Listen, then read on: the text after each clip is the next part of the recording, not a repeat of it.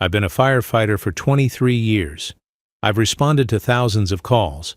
I've pulled people from burning buildings, from crashed cars, from situations where seconds meant the difference between life and death. I've been called a hero more times than I can count. But the truth is, for the past few years, I've been drowning. PTSD, alcoholism, a daughter who won't speak to me, an ex-wife who gave up trying to save me. I was a firefighter who saved everyone except myself. That's when I got trapped under the rubble of a collapsed building. I thought I was going to die alone in the dark, but someone found me, and when I woke up in the hospital and realized who he was, I collapsed in tears. Before we dive in, have you ever wondered about the long-term impact of a single moment of courage? Share your thoughts in the comments below. And if you love stories about heroes who need saving too, the ripple effects of kindness and second chances when we need them most, please subscribe so you don't miss our next one. Now let me tell you about the worst day of my life and how it became the beginning of my redemption. 20 years ago, I saved a 10-year-old boy from a burning house on the south side of Chicago. I was 25 then, a rookie firefighter with Engine 51, barely 3 years on the job. Still young enough to think I was invincible, still naive enough to believe I could save everyone. The call came in on a Tuesday night in October 2004. Residential fire, family trapped inside. By the time we arrived, the house was completely engulfed, flames shooting out of every window, black smoke billowing into the night sky. Captain Tom Morrison grabbed my arm as I jumped off the truck. "Jonas, we wait for backup. The structure's not stable." But I heard something, a sound that cut through the roar of the fire.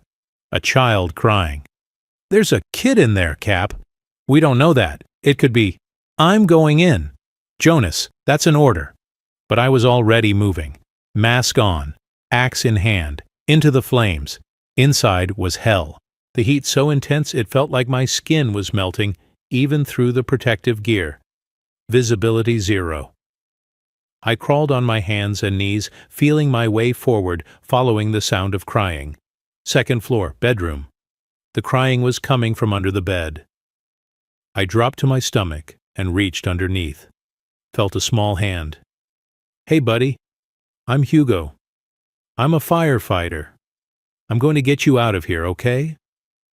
The boy, maybe 10 years old, dark hair, terrified eyes, was sobbing.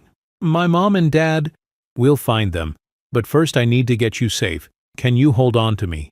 He wrapped his arms around my neck. I lifted him, held him against my chest, and ran. The stairs were already collapsing. I jumped the last 6 steps. We crashed through the front door just as the second floor caved in behind us. Outside, fresh air. Paramedics rushed forward. The boy was alive. Smoke inhalation, minor burns, but alive. I went back in with the crew. We found 2 bodies in the upstairs hallway. The boy's parents, James and Michelle Johnson. They hadn't made it out. The news covered the story. Rookie firefighter saves boy from hell. They gave me a commendation, called me a hero. But I didn't feel like a hero. I felt like I'd failed, because I'd saved 1 life, but couldn't save 2 others. I visited the boy, Philip Johnson, once in the hospital. He was with his grandmother, a kind-faced woman named Dorothy, who was trying to hold herself together while processing that her daughter and son-in-law were dead. "Thank you," Dorothy said, gripping my hand. "Thank you for saving him. He's all I have left." Philip was quiet, traumatized. He looked at me with those huge, sad eyes but didn't speak. I wanted to say something comforting, something meaningful. But what do you say to a 10-year-old who just lost everything? "You're going to be okay," I told him. It felt inadequate, hollow, but it was all I had. I left the hospital and went back to work, back to the endless rotation of calls, fires, car accidents, medical emergencies. The faces blurred together. Philip Johnson became just another name in my mental catalog of rescues. I moved on. Life moved on, but I never forgot the feeling of carrying that small body out of the flames. Never forgot the weight of knowing I'd saved him, but failed his parents. 20 years passed. I rose through the ranks. Made lieutenant at 32. Got married to Lena, a nurse I met when I brought in an overdose patient. We had a daughter, Heather, in 2008. For a while, life was good. But somewhere along the way, maybe around year 10, maybe year 15, the job started eating me alive. Every firefighter knows the statistics. PTSD rates among first responders are higher than in combat veterans. We see things, terrible things, and we're expected to just deal with it, show up the next day, do it again. For years, I dealt with it the way most firefighters do. I didn't talk about it, I pushed it down, tried to forget, but you can only do that for so long. The nightmares started when Heather was about 6. I'd wake up screaming, drenched in sweat, seeing faces, the people I couldn't save, the man who burned to death before we could reach him, the teenager who died in my arms after a car crash, the elderly woman we pulled from her apartment too late. I started drinking, not at work, I never compromised my job, but at home. A beer after shift became 3 beers. 3 became half a bottle of whiskey. It was the only way to quiet my mind enough to sleep. Lena noticed. Of course she noticed. She tried to help. Suggested therapy. I refused. I'm fine. I just need to decompress. Hugo, you're not fine. You're drinking every night. You're having nightmares. Heather is scared of you. Heather is not scared of me. But she was. My own daughter, afraid to be around me because she didn't know which version of Dad she'd get, the sober one or the drunk one. Lena gave me an ultimatum. Get help or I'm leaving. I didn't get help. She left a while later, took Heather with her. I got every other weekend, which quickly became once a month, which became almost never because one of us would always cancel it. The last time I saw Heather was 4 months ago. She'd invited me to her school recital. She was playing violin, first chair in the orchestra. She was so proud. I promised I'd be there. I got drunk instead. Passed out on my couch. Woke up at midnight to 17 missed calls from Lena and a voicemail from Heather. Dad, where are you? Everyone else's parents are here. I saved you a seat. Please come. Then, an hour later, never mind, I hate you. Don't bother calling back. I didn't call back, because what could I say? I'd let her down again, like I always did. That was my life at 45, a decorated firefighter with 23 years of service, and a drunk who'd alienated everyone who mattered. I still showed up for work, still did my job well. I was too proud and too stubborn to let the department down, even if I'd let my family down. But I was going through the motions, waiting for my pension to kick in so I could retire and drink myself to death in peace. Then came the call that changed everything. It was a Wednesday in early March, late morning. Commercial building fire downtown. We responded, engine 51 and truck 17. When we arrived, it looked routine. 5-story office building. Fire alarm going off. Light smoke visible from one window. Probably an electrical fire, small, contained. Captain Morrison was retired now. His replacement, Captain Stevens, was cut from the same cloth, assigned teams. Jonas, take Miller and check the 3rd floor. Rest of you, stand by. Miller and I geared up and headed in. The building seemed mostly empty. It was late morning on a Wednesday. Most people were at lunch. We climbed to the 3rd floor. Checked offices. Nothing. Probably just a faulty alarm, Miller said. Then we smelled it. Gas. Everyone out, I said into the radio. We've got a gas leak. Evacuate the building. The explosion cut me off. I don't remember the actual blast. 1 second, I was standing in a hallway. The next, I was buried under concrete and steel, unable to move, unable to breathe, pain everywhere. I blacked out. When I came to, I was in complete darkness. Something heavy was pinning my legs. I tried to move and pain shot through my entire body. My radio was gone. My helmet was cracked. My leg. I couldn't feel my left leg. I tried to call out, but my voice was barely a whisper. Dust and smoke filled my lungs. I could hear sirens in the distance, shouting, but it sounded far away, like I was underwater. I tried to move again, couldn't. I was trapped. Panic set in, then acceptance. This was it. This was how it ended. Buried under rubble. Alone. I thought about Heather, my daughter, 16 years old. She was going to get a call that her father had died, and the last thing she'd said to me was, "I hate you." I thought about Lena. She'd tried so hard to save me, to get me help, and I'd pushed her away. I thought about all the people I'd saved over 23 years, hundreds of them, and now I couldn't save myself. I closed my eyes. Time became strange. I drifted in and out of consciousness. Hours passed. Maybe. I couldn't tell. Then I heard something. A voice. "Hello? Is someone there?" I tried to respond. Managed a weak, "Here. I'm here. Hold on. I'm coming." Footsteps. The sound of debris being moved. Then a flashlight beam hitting my face.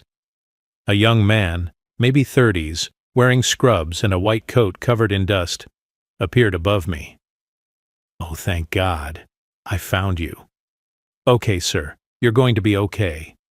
He knelt beside me, assessing. "Can you tell me your name?" "Hugo. Hugo Jonas." "Okay, Hugo. I'm going to get you out of here. But first I need to stabilize you." He worked quickly, checked my pulse, my breathing, my leg. "Your left femur is fractured. I'm going to splint it as best I can, but we need to get you out of here soon. You've lost some blood." How did you find me?" "I was at the hospital 2 blocks from here. I heard the explosion, ran over to help. The fire department is searching the building, but they haven't reached this section yet. I came in through a side entrance that wasn't fully collapsed." He pulled out a portable radio. Not a fire department radio, just a civilian one. "This is Dr. Philip Johnson. I've found a trapped firefighter on the 3rd floor, northwest corner. He's stable but needs immediate extraction. Repeat, firefighter down, 3rd floor northwest. Static." Then a response. "Copy that. Rescue team en route. ETA 5 minutes. Philip looked at me. 5 minutes. You can do 5 minutes, right? I nodded weakly. Good. Stay with me, Hugo. Talk to me. Tell me about your family. Daughter, Heather, 16. That's great. She's probably worried about you right now. You're going to see her again, I promise. Something about his voice. Calm. Confident. It kept me conscious. Kept me focused. You're good at this, I managed. I work in trauma surgery. This is what I do. Why'd you become a doctor? Philip smiled. Because a firefighter saved my life when I was 10 years old. And I wanted to do the same for other people. The rescue team arrived. They extracted me carefully, got me on a stretcher, rushed me out of the building and into an ambulance. Philip rode with me. Held pressure on a wound I didn't even know I had. Kept talking to me. Kept me awake. At the hospital, they rushed me into surgery. Fractured femur. 3 broken ribs. Concussion. Internal bleeding. But alive. I woke up 12 hours later in a recovery room. Tubes and monitors everywhere. My leg in a cast. And sitting in the chair next to my bed was Philip, still in his dusty scrubs. Exhausted but smiling. You're awake. Good. You gave us a scare for a while there. You stayed? Of course I stayed. I had to make sure you made it. Thank you. You saved my life. Philip nodded. Yeah, I did. Just like you saved mine? 20 years ago? I stared at him, confused. What? You probably don't remember me, but my name is Philip Johnson. In October 2004, there was a house fire on the south side. I was 10 years old. You carried me out of a burning building. My parents, James and Michelle, died in that fire. But you saved me. The room spun. Philip Johnson, the little boy, the one I'd pulled from under the bed, the one whose parents I couldn't save. Oh my God. You've saved hundreds of people over the years. I was just one more kid. But Hugo, you changed my entire life that night, Philip said. I couldn't speak, couldn't process. You showed me what it means to risk everything to save someone," Philip continued. "You ran into a burning building when it was collapsing. You could have died. But you didn't hesitate. And I thought, when I grow up, I want to be like that. I want to save people." Tears were running down my face. "So I studied hard, got a scholarship to Northwestern, then medical school. Now I'm a trauma surgeon. I save lives every day, and every single life I save, it's because of you, because you taught me that one person can make a difference. Philip, My voice broke. "I couldn't save your parents. I'm so sorry. You saved me. And because you saved me, I've saved 47 people in the 3 years since I started my residency. 47 lives that wouldn't exist if you hadn't pulled me out of that house 20 years ago." He leaned forward. "When I heard the explosion yesterday, I didn't think. I just ran toward it. And I found you. And for the first time in 20 years, I got to return the favor. I got to save the man who saved me." Philip visited me every day during my recovery. At first, we talked about surface things. His work, my career, memories of that fire in 2004. But Philip was perceptive. He could see I was struggling with more than just a broken leg. "Hugo, can I ask you something personal?" "Sure. Are you okay?" "I mean, really okay. Not physically, mentally." I wanted to lie, to say I was fine, but maybe because he'd literally saved my life, maybe because I'd saved his. I decided to tell the truth. "No, I'm not okay. I haven't been okay for a long time." "PTSD?" "Yeah, and alcoholism. And a daughter who won't speak to me because I keep letting her down. And an ex-wife who gave up on me. And 23 years of nightmares about the people I couldn't save." Philip nodded slowly. "I see death every day in the ER. Patients who don't make it, families I have to deliver bad news to. It never gets easier. And I'm only 3 years into my career. I can't imagine 23 years of that." "How do you deal with it?" "Therapy. A lot of therapy. And a support group for medical professionals and colleagues who understand, like Dr. Gina Lewis, another resident who works trauma with me. We talk, we process, we help each other." He looked at me seriously. "Hugo, you've spent 2 decades saving people, but who's been saving you?" I didn't have an answer. "Let me help," Philip said. "Please, you saved me when I was 10. Let me save you now, not just from a collapsed building, but from this, from the stuff that's killing you slowly." Philip connected me with Dr. Marion Grant, a therapist who specialized in PTSD for first responders. I was resistant at first. Firefighters don't do therapy, we tough it out. But Philip was persistent. You wouldn't tell a patient with a broken bone to tough it out, would you? PTSD is an injury too. It needs treatment. So I went. Once a week, then twice a week. It was hard, talking about the things I'd seen, the people I couldn't save, the guilt, the nightmares. But slowly, very slowly, it started to help. Dr. Grant taught me that PTSD isn't weakness. It's a normal response to abnormal situations. That carrying the weight of 23 years of trauma alone was impossible. That asking for help wasn't failure. Philip also introduced me to his support group. A dozen medical professionals, doctors, nurses, paramedics, who met every week to talk about the things they'd seen, the patients they'd lost, the toll it took. I was the only firefighter. But the experiences were the same. The trauma, the nightmares, the feeling of never doing enough. It helped knowing I wasn't alone. 6 weeks into my recovery, I did something I should have done months ago. I called Heather. She didn't answer. I left a voicemail. "Heather, it's Dad. I know you don't want to talk to me. I know I've let you down more times than I can count. But I want you to know, I'm getting help. I'm in therapy. I'm working on being better. Not for me, for you. Because you deserve a father who shows up, who keeps promises, and I want to be that father. If you'll give me another chance, I love you. I'm sorry. She didn't call back for 3 days. Then, on a Saturday afternoon, my phone rang. Dad? Heather, hi, thank you for calling back. Mom said you were in an accident, that you almost died. Yeah, building collapsed, but I'm okay now.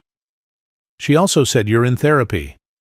I am, twice a week, and a support group. I'm working on things, Heather, I promise. There was a long pause. Then, can I see you? Like, just coffee or something? I don't want to come to your apartment, but maybe we could meet somewhere. My heart felt like it was going to explode. Yes, absolutely. Anytime, anywhere. Tomorrow, there's a coffee shop near my school. 2 p.m.? I'll be there. Okay. But Dad, if you don't show up, or if you show up drunk, I'm done. For real. I'm giving you one more chance. Don't waste it. I won't, I promise. And I meant it. I showed up at 1:45 p.m. Sober, showered, dressed like a human being instead of someone who'd given up. Heather arrived at 2 p.m. exactly. She looked so grown up, 16, almost an adult. When had that happened? We ordered coffee, sat at a corner table. It was awkward at first. How's school? I asked. Fine. Good, actually. I'm first chair violin now. That's amazing. I'm so proud of you. You missed my recital. I know, and I'm sorry. There's no excuse. I promised I'd be there and I wasn't. I let you down. Heather looked down at her coffee. You always let me down. I know, and I'm sorry. I can't change the past, but I'm trying to do better. I'm working on the drinking. I'm trying to be the dad you deserve. Bub, why are you suddenly trying now? I thought about how to answer that. Because I almost died. And when I was trapped under that building, all I could think about was you. About how the last thing you said to me was, I hate you, and how I deserve that. Because I've been a terrible father. But Heather, I don't want that to be our story. I want a chance to make it right. She was quiet for a long time. Then she said, I don't hate you. I'm just tired of being disappointed. I understand. And I can't promise I'll be perfect. But I can promise I'll try. And I can promise I'll show up. Not just physically, but actually be present. Actually be your dad. Okay, one step at a time. One step at a time. We talked for 2 hours. About school, about her mom, about her friends, about music. There was still hurt and distance, but it was a start. When we left, she hugged me, just briefly, but it was enough. 3 months after the accident, the fire department held my retirement ceremony.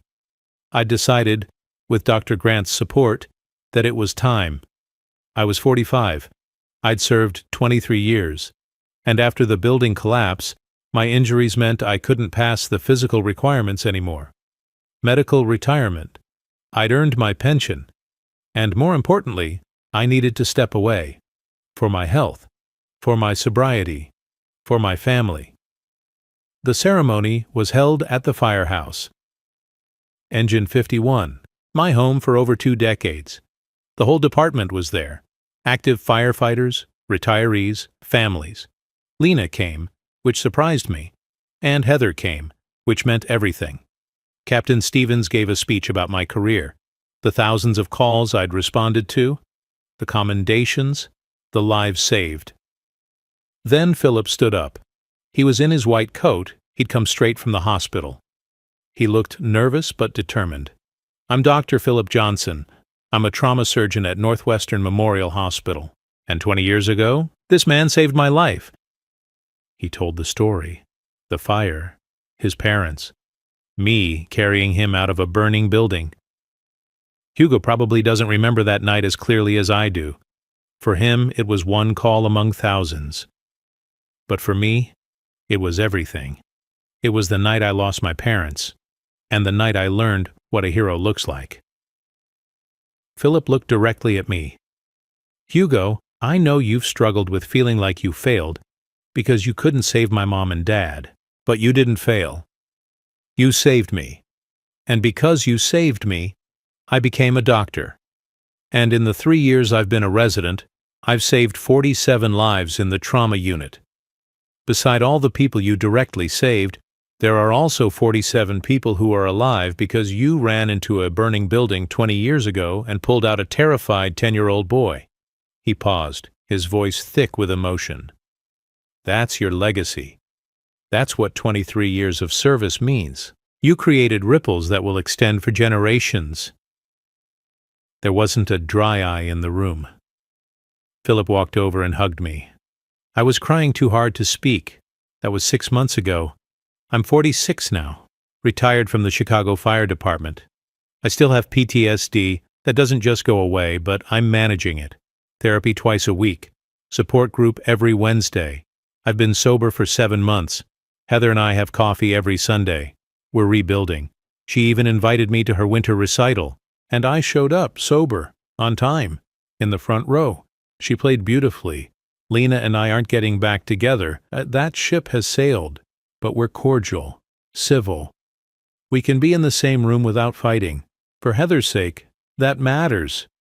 I've started working part-time as a fire safety instructor. I go to schools and community centers and teach kids about fire safety. It's not the same as being on Engine 51, but it's still helping, still making a difference. Philip and I are friends now, real friends. We have dinner once a month. He brings his girlfriend, Dr. Gina Lewis, the trauma surgeon he mentioned. She's brilliant and funny and exactly the kind of person Philip deserves. Last week, Philip called me with news. Hugo? Remember how I told you I've saved 47 lives? Yeah. It's 53 now, including a 6-year-old who was brought in from a car accident last night. Critical condition. We operated for 8 hours, but we saved him. That's amazing, Philip. And Hugo, every single one of those 53 lives is because of you. Because you saved me first. I had to sit down. The weight of that. The magnitude. I'd spent years, decades, focusing on the people I couldn't save. The ones who haunted my nightmares. The failures. But Philip was right. I hadn't failed. I'd succeeded in ways I never saw. Ways I never imagined. And the ripples extended for 2 decades and counting. I'm 46 years old. I'm a retired firefighter. I'm in recovery. I'm rebuilding relationships I'd destroyed. I'm learning to live with PTSD instead of running from it. And I'm alive. Not because I saved myself, but because a boy I saved 20 years ago refused to let me die.